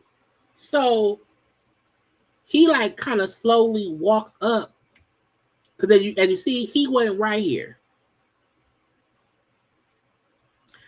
And I'm like, Ken, you toxic. You messy. The fact that you told Trisha, don't tell him about the divorce here because it's about the kids. Like, don't make it, like, don't let this get out of get crazy. For you to then to have pull all the hey y'all listen to me. Let's talk. Yeah. Shout out to all the people who take care of their kids. I have a great support system of people who take care of their kids. Because me and Trisha's kids here, we're happy about our children. Doing that while the daddy is there is extremely disrespectful. and messy. You now put the kids in an awkward situation because they like, damn, my daddy right there. Like, am I supposed to like say, yeah, you right? Because he ain't, you know what I'm saying? You should never put the kids in a situation to have to choose between you and their daddy. Again, I told y'all, the man who raised me since I was in first grade today he died when I was 33 years old. He never ever, well, first of all, Ronnie never came to like an event that would happen, but what's understood does not need to be spoken about ever. And Ken made sure to disregard, disrespect, dismiss the daddy in front of the kids. And then was acting like he said something. And I'm like, Trisha, the fact that you would want someone in your life who will put you in that kind of, because now what your kids say, is it fuck daddy? Do we not have, so can we all just like, can we all do that? Like, do we just say fuck him? Because Ken did it. You have to be an example. Marquez not being an active father for the past couple years is his fault. Marquez needs counseling, but so does Ken, so does Trisha. Do not invite someone to an event just to do that to them, because you then know it triggers him. And then if this is the thing, if Marquez reacts, he's the villain. If he gets pissed, because then when he scooted over and said, hey y'all, I'm Marquez, I'm the father, it makes it seem as if he's crazy and messy. No, you know I'm here. You could have easily said, hey y'all, we all want to thank y'all for coming out to support the kids. You know, we're all proud of son for graduating, you know, high school, the daughter for graduating, going to, like, you could have easily not made this about, yeah, shout out to the good fathers. What does that matter? This ain't a Father's Day post. This is the kids' open house type of thing. Yeah, the kids they look like, what the fuck? Wait, what? I don't think the kids dislike their daddy. I think the kids are just aware he ain't been the best father, he ain't been around, whatever. I don't think they don't like him. Trisha allowing that kind of energy where Ken feel like he can just openly disrespect the kid's daddy in front of her kids is insane. A rule of thumb in most families is you don't bring the kids into the bullshit of it all. You do not speak negatively about the other parent in front of the kids, because you want them to have their own thoughts. Not only that, this not on national television for everyone to see. And damn, your daddy and your mama boyfriend don't get along. That's, you know what I'm saying? Your daddy need gas money. You know what I'm saying? Kids are cruel out here. Your mama got braid and you don't. Sure. You know what I'm saying?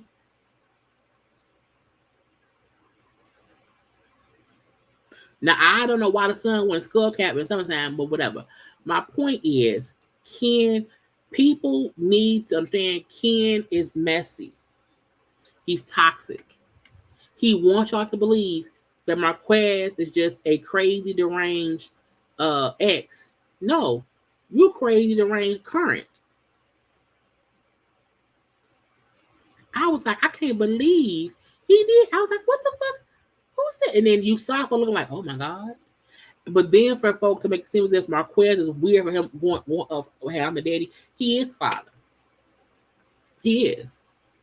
I am the father. I am. If Ken felt the need to say, hey y'all, I pay the bills. My kids. But they're not. They're not. They're still Marquez's children. He need to be better. Absolutely. But Ken's ass is messy and he's toxic. And I'm telling y'all now, he not good for them kids. He not. Paying for things and trips is great.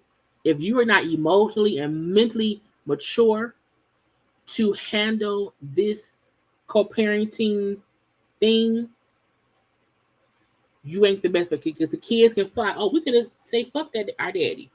Ken did. We don't have to listen to our daddy because Ken don't. And then mama also laugh about it, so I guess daddy's a joke. And when daddy flip out, then he's a villain. No. Ken and Tisha purposefully be triggering that man. And that's just what it is. Again, because what you mean? Why are you defending? I'm not defending Marquez. I'm gonna tell y'all what is going on. And being at inviting your husband to your kids' open house, and then allowing your boyfriend to degrade and speak negatively about him, and you do as well at your kids' event, it shows you and that man is toxic. Tisha and Ken, y'all are toxic. Because Mel should not have known that Ken needed gas. I mean, that man needed gas money. But no, let me say stuff to make folks feel like he ain't shit. Let me big up Ken about him, whatever. But Ken out here making your kids feel uncomfortable.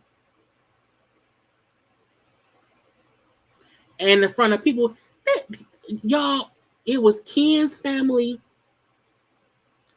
and the cast. Marquez came with, I think, one person.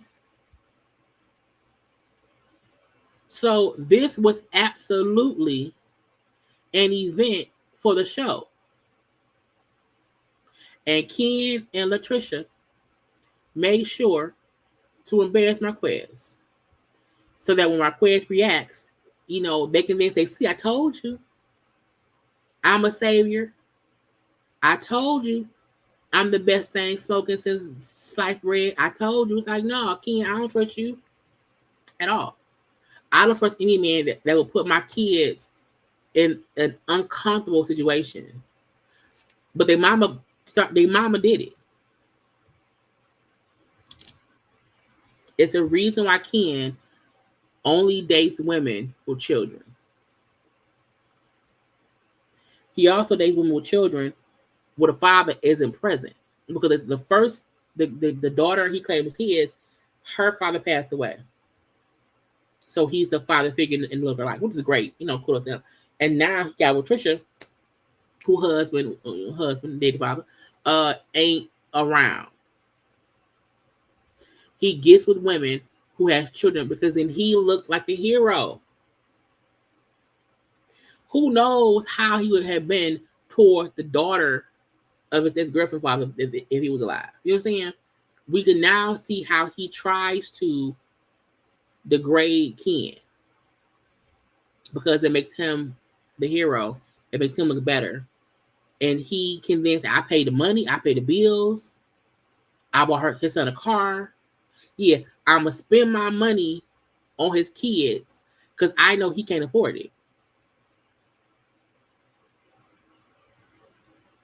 He can't afford it.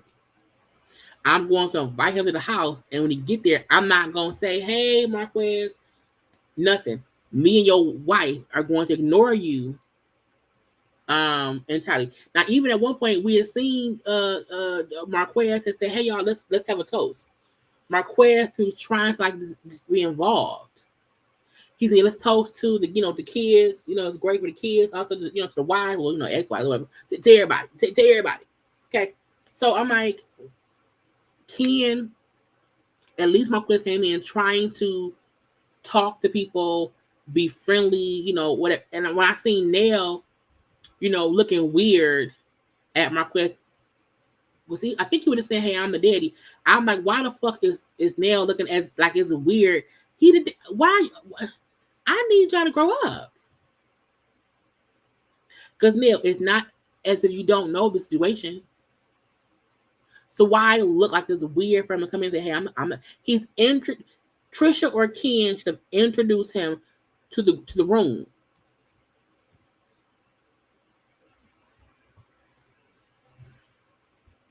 Messy party. Now it continues next week, so we'll see what happens next week, okay? But y'all, Ken is toxic, Ken is messy, so is Tisha. Marquez does need therapy. Okay. Destiny, no one cared about you and Lance. Mel was absolutely producing. But you know what else? You know what else? Someone needs to push the stories forward. We can't keep rehashing the same shit. So someone don't come up and say, hey, let's talk. What else is there? What else we gonna do? So shout out to Mel for being a producer. So Marsau for producing too. You know, discussing. You know, saying people are pushing it for Marquez for giving us something to discuss this episode. Because Ken and Trish ain't gonna do it. Anyway, y'all, that is all that I have. That is all that I have. We're done with today's stuff. Okay. Y'all know I will be live tomorrow night at 9 p.m. for a gossip chat of things or whatever. It has been a long week, y'all. Next week is before Christmas. So we're gonna see how many lives I do next week. But look, y'all like, comment, share, subscribe, and all that good stuff. Okay. Do not forget to follow me on social media at JayLeesCorner on IG, Twitter, and TikTok. Y'all also know there's always other content up on my channel, child. Even if YouTube don't tell y'all I have content up, it is content there, so go watch it. Go watch it. A good time I was had by all and stuff. But today, y'all, this was a good episode. Some folks thought like it may have been a little bit boring or whatever, but no, we had stuff move forward, you know, and that's what we have to do. But until next time, y'all, I love you all. Be safe out in these streets or whatever. Have a good weekend. Well, the rest of y'all Sunday. And I will see y'all tomorrow at 9 p.m. for a live chat. I gotta go. Bye.